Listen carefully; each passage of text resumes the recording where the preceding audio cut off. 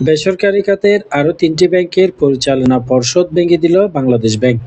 ২০১৩ সালে রাজনৈতিক বিবেচনায় এসব ব্যাংকের অনুমোদন দিয়েছিল আওয়ামী লীগ সরকার। ব্যাংকগুলো হলো চতুর্থ প্রজন্মের NRB commercial bank, NRB bank এবং মেঘনা ব্যাংক।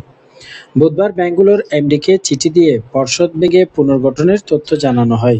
গণ-অভ্যুত্থানে আওয়ামী লীগ সরকার পতনের পর থেকে এসব ব্যাংকের চেয়ারম্যান সহ পরিচালকদের অনেকেই পলাতক। এই নিয়ে ১৪টি ব্যাংকের পরিচালনা পর্ষদ ভেঙে দিল বাংলাদেশ ব্যাংক।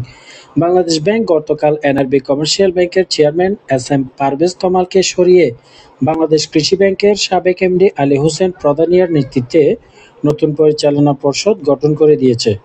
মেঘনা ব্যাংকের চেয়ারম্যানের পদ থেকে আওয়ামী লীগের কোষাধ্যক্ষ ও সাবেক এমপি এইচ.এন. আশিকুর রহমানকে সরিয়ে প্রাণ গ্রুপের পরিচালক উজমা চৌধুরীর নেতৃত্বে পর্ষদ গঠন করা হয়েছে। আর এনআরবি ব্যাংকের চেয়ারম্যানের পদ থেকে মোহাম্মদ মাহতাবুর রহমান অপসারণ করে ব্যাংকটির প্রতিষ্ঠাতা চেয়ারম্যান ইকবাল আহমেদ ওবায়দকে আনা হয়েছে। প্রতিটি পর্ষদে চেয়ারম্যান সহ ৭ জন সদস্য নিয়োগ দেওয়া হয়েছে। বাংলাদেশ ব্যাংকের চিঠিতে বলা হয়েছে, আমানতকারীদের স্বার্থ রক্ষা এবং সুশাসন নিশ্চিত করতে এসব ব্যাংকের পরিচালনা পর্ষদ ভেঙে নতুনভাবে গঠন করা হলো।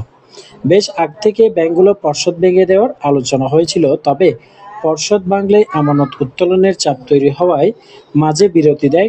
এর মধ্যে কিছুটা স্থিতিশীলতা ফেরায় একদিনে ৩টি ব্যাংকের পর্ষদ ভেঙে দিল বাংলাদেশ ব্যাংক। বাংলাদেশ ব্যাংকের চিঠিতে কেবল এনআরবি কমার্শিয়াল ব্যাংকের চেয়ারম্যান সুনির্দিষ্ট করে দেওয়া হয়েছে। ব্যাংকটিতে নিয়োগ পাওয়া আলী হোসেন প্রধানিয়া সহ সবাই স্বতন্ত্র পরিচালক। তিনি ছাড়াও পরিচালক নিয়োগ পেয়েছেন বাংলাদেশ ব্যাংকের সাবেক নির্বাহী পরিচালক মোহাম্মদ আবুল বশর, আনোয়ার হোসেন, সোনালী ব্যাংকের সাবেক ডিএমডি মোহাম্মদ নুরুল হক, সুপ্রিম কোর্টের আইনজীবী barrister Mohammad Shafiqur Rahman, American international ইউনিভার্সিটির অধ্যাপক ডক্টর সৈয়দ আবুল কালাম আজাদ এবং চার্টার্ড অ্যাকাউন্টেন্ট মোহাম্মদ এমদাদুল্লাহ। মেঘনা ব্যাংকে উদ্যোক্তা পরিচালকদের মধ্যে উজমা চৌধুরী, কেসিপিএ ফ্যাশনের প্রতিনিধি তানভীর আহমেদ পরিচালক হয়েছেন। ব্যাংকটির চেয়ারম্যান হিসেবে কারো নাম দেওয়া হয়নি। পরিচালক পর্ষদের বৈঠক ডেকে এখন নিজেরা ঠিক করবে। আর স্বতন্ত্র পরিচালক হিসেবে নিয়োগ দেওয়া হয়েছে বাংলাদেশ ব্যাংকের সাবেক নির্বাহী পরিচালক মোহাম্মদ মামুনুল হক ও রজব আলী, যমুনা ব্যাংকের সাবেক এমডি নজরুল ইসলাম, প্রাইম ব্যাংকের সাবেক অতিরিক্ত পরিচালক Habibur Rahman, chartered accountant Mohammad Ali Akhtar Rizvi, FCA.